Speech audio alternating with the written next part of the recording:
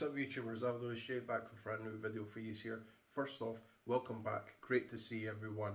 Hope you guys are doing well. If you guys have clicked on this, welcome to part 3 of my Midcard collection. Now, the replicas that I'm going to be reviewing today, a lot of people would turn around and say, well, they're not really Midcard, proper Midcard belts, because they are cruiserweight and light heavyweight replicas. Now, however much that is very true, unfortunately I only have 2 of these replicas, so I'm putting them in here. And there would be a few people that would turn around and say, well, these championships are mid-card because they elevate some of the superstars to the next level. Now, through this, there will be a few names that I can't pronounce, and just because I can't really pronounce their names at all, and I don't want to butcher them, so I am going to put up in post their names and the date that they won the championship, and we'll just take it from there. So the first championship is the WWF Light Heavyweight Championship replica. Now, as I said, those that don't know, this has actually got a lot more history than what people think it has. It was created in the mid-1980s, and it was originally made for the UWA, I want to say. I will put that in post as well. It was made for the UWA as partnership with the WWF, because Vince McMahon was trying to get out there to everyone as much as possible, even going as far as combining them with a Mexican company and Japanese company to get this sort of division up and running. And it actually got to the stage where I don't think they forgot about it. They just didn't want to use it on their television, because as we know, the mid to late 80s and early 90s were all about the Hulkamania, brother. It was all about that. They had the Intercontinental Championship, that was running crazy. They had the World Championship, that was going hulking up as much as possible, and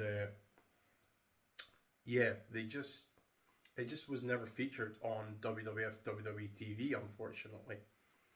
But it went from being in the mid-1980s to getting defended in Mexico, and then in Japan, and in the fall of 1997, when WCW was doing very well with the cruiserweights, the creative team decided to, well, let's wait a minute, we've got our own championship around, we just don't use it anymore, so they held a tournament where they would crown an inaugural updated cruiserweight champion. And I will put pictures of what this used to look like in before 1997. Now, originally this was won by, in the WWF WWE standards, by Taka Michinoku. It was won in the December pay-per-view of 1997, and from there it went to the likes of Dean Malenko, Scotty 2 Hotty, Christian had won it as well, and the last, technically, officially, the last champion was Sean Walterman, aka X-Pac, excuse me, where during the summer of 2001, where they actually, if everybody remembers, they acquired WCW, and both championships found themselves on TV. They actually combined both championships, and as it turned out, they favoured the Cruiserweight Championship even more. Sean Waterman was injured, so it was easy for them to let this slowly just fade away and everybody forgot about it, which is a shame. But this had 3 different designs. The first design I'll put up here so you guys can see. Sorry if it's not the best picture quality. It then went to a red block logo, which was very, very nice. But in the end, we got this. We got a black, gold, blue, yellow, 5-plated strap belt, and it is lovely. It's basic, does a job. There should have been a lot more added to it, but I'll get to that in when I'm actually reviewing the championship. But yeah, it is lovely. There's just an awful lot missing from it as well. So the next replica that I'm going to be reviewing, as I've just mentioned it actually, is the WCW Cruiserweight Championship, or aka the Cruiserweight Championship of the world. Now, this championship is absolutely amazing. It is beautiful. It is a standard 3-plate belt, and this was introduced in 1996. If I get that wrong, I will put it up in post, but it came out in 1996. It was won by, for the love of me, I can't remember his name, but I will put it up so you guys can see who won it. It has been won by the likes of Dean Malenko, Eddie Guerrero, Chris Jericho, Billy Kidman, Rey Mysterio Jr. Its last official WCW champion was Gregory Helms, aka Shane Helms, and then when it eventually came over to the WWF WWE, it would be rebranded eventually the WWF Cruiserweight Championship. I mean, it got to the stage where in the before the title match, they actually put up they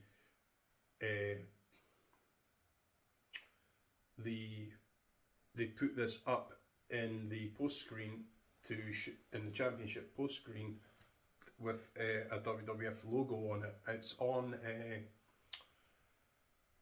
on Backlash of 2002, where you actually see this with WWF logos, and it's very strange seeing it in WWF logos, but it actually kind of looks cool at the same time.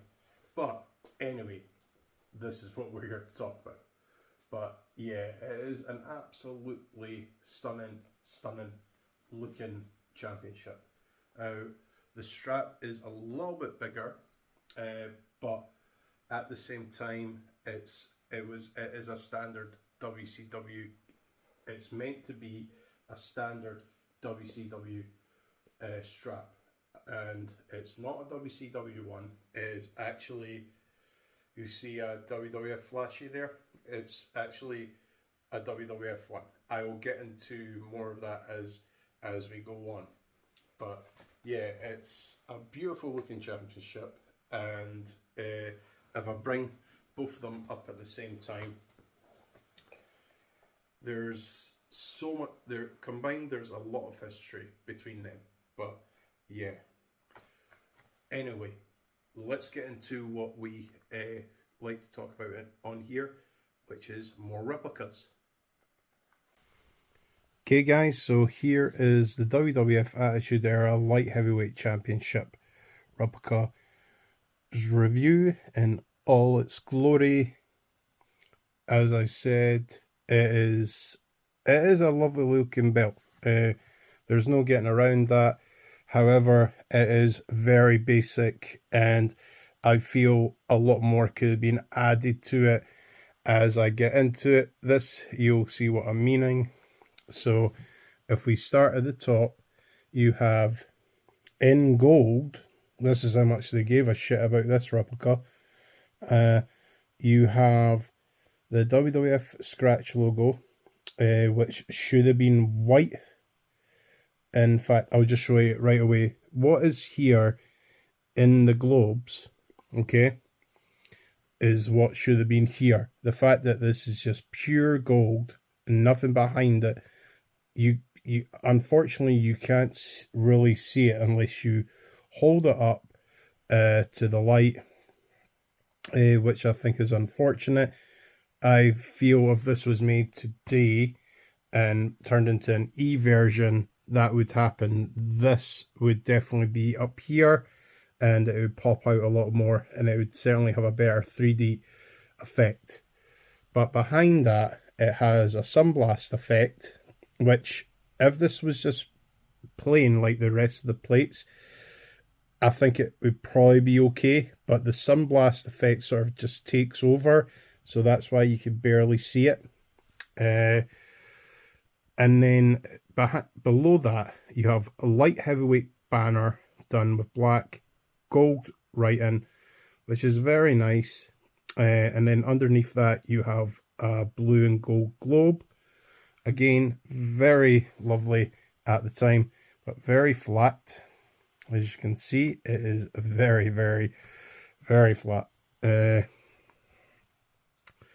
And then you have World Wrestling Federation, where if this was done today, again, I feel this would either be white, or what they could have done is done this here. They could have made a black background and a gold writing, and it certainly would have popped out a little bit more. But as I said, they really, really didn't give up two hoots about this belt. Then you have the champion banner, again with a black ribbon and champion under that.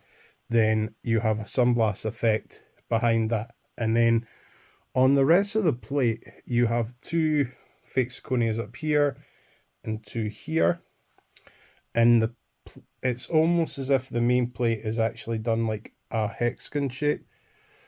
There's so many, there's meant to be like 2 layers here, and then the rest of it, it's just so very plain. There's not an awful lot more I can really say about that bar. It's just got a mirror on it. It's just got a really good mirror effect on it, which I feel is a shame. It is a shame that there's not as much detail in the main plate. I mean, there's not much detail in any of it at all, which is a real shame. And if it was done today, I think a lot more things would pop out a lot bit more. I mean, as you can see from the side plates have that sort of shield and hexagon effect in there. And then you have the WWF Attitude logo done in white and red, and then you have a blue globe behind them, and then you have gold ribbons at the top and at the bottom. Now, I feel that would it have been too much? I don't really think so. If they put light heavyweight here and then champion under here, or even just light heavyweight at the top, at least just give it something other than just gold ribbons. I don't know what the gold ribbons actually stand for. And then at the top of the ribbons, you have fake zirconias, 3 here, 3 here.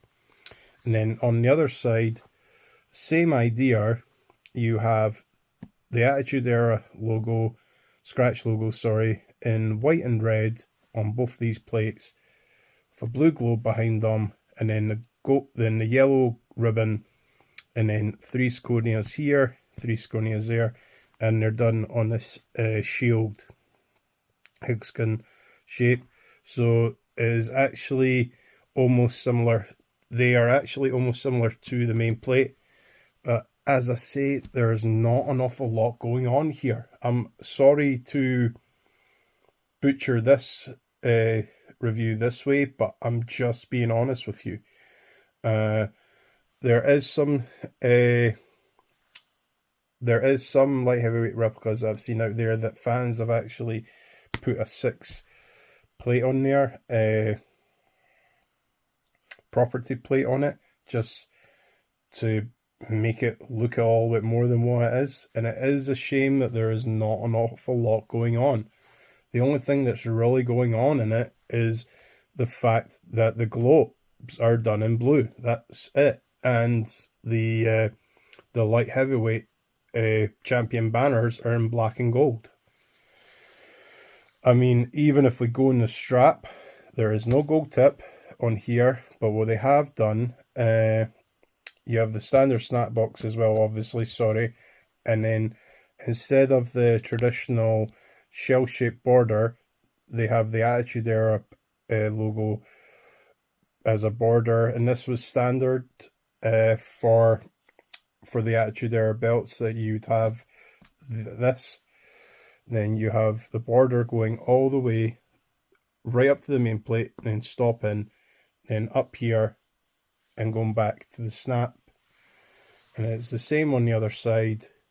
The logo's here, going to the snap, up the top here, and then going into the main plate. It's not going through the main plate like they usually would, which I think is kind of a shame. And then you have the basic snap on here too. I mean, the strap is as basic as they come as well, apart from obviously the logo. And then another flip it on the back. The official WWE, WWF Attitude Era Flashy, WWF.com. This was made in 2001, and it was done by Figures Inc. So the fact that this was made in 2001, and because, as we know, I look after my belts, the strap is still in very good condition as well. And this is one of the first ones. One of the first sets of straps.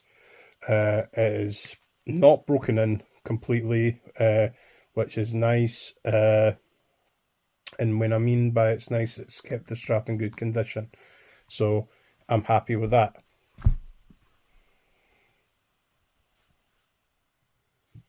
But yeah, it's a lovely, lovely, lovely. It is a lovely looking belt, don't get me wrong, but there's not an awful lot going on here. Okay guys, so let's go on to a championship that's got a little bit more going for it. And that is the WCW World Cruiserweight Championship. And for just being a standard 3-plate belt, this has got a lot more going on in it than what the light heavyweight has. Obviously, if this was made today, this would look a little bit more 3D. So, for back then, very flat. But anyway, so you have the WCW logo up there, which I feel, could there have been a little bit more in there?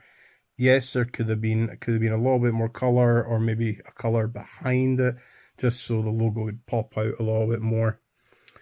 Then you have a little nugget texturing up here.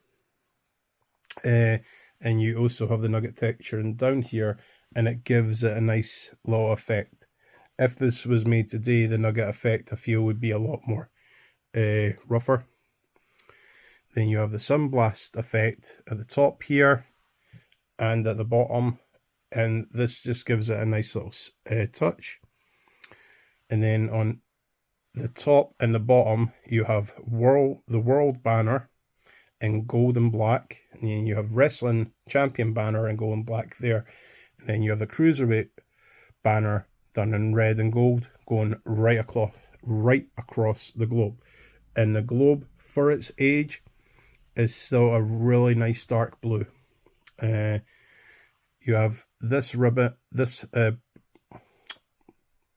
border connecting into like a traditional old school ribbon on that side and this side, and it gives it a nice little touch.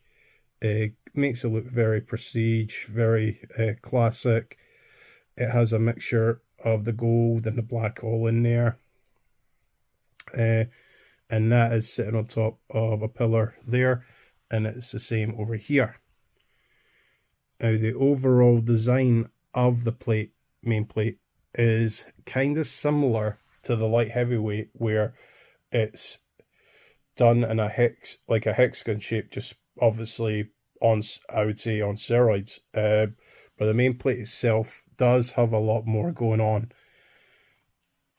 And then if you go on to the side plates are kind of strange, or because this is a cruiserweight and we associate the cruiserweights being high flying. However, you have two grapplers performing either a Texas Cloverleaf or a Scorpion Deathlock, aka the Sharpshooter, which for a cruiserweight high flying belt I find is very strange. But anyway, it is what it is. You have the two grapplers performing the submission move, and you can only really see them if you hold it up against the light. They sort of, because of the red background and the WCW logo, they kind of just blend in. But they also it also has it's not a nugget effect, but it has sort of like a floral nugget effect where it's waving underneath the grapplers. Then you have the WCW logo done in red and gold, which looks very nice. That is on both plates. Barely make out the grappler's expression. And as for the strap, it is a very basic WCW strap. It is a little bit battle damaged as well. There is no border on it or anything like that. A little bit, as I say, a little bit battle damaged, a little bit wear and tear. But on the back, it is actually okay. It's for being made in 2001, and this is a WWF version with the WWF flashy on it. This is a WWF version that they produced in late 2001, going into early 2002. So obviously when Figures Inc. and WWE Shop were throwing out more replica belts, this got thrown in there as well. So this is why I have a WWF version. But I'm glad I do, because it is of what it was when it came over from WCW in early 2001. And the strap is still in very, very decent nick. And as I said about the light heavyweight, from 2001, we're now in 2025, so 24 years ago, and the straps have held up pretty well. Now, if you give me a second, I'll be able to show you both championships together. Eat your heart out, Sean Waterman. I have both your belts.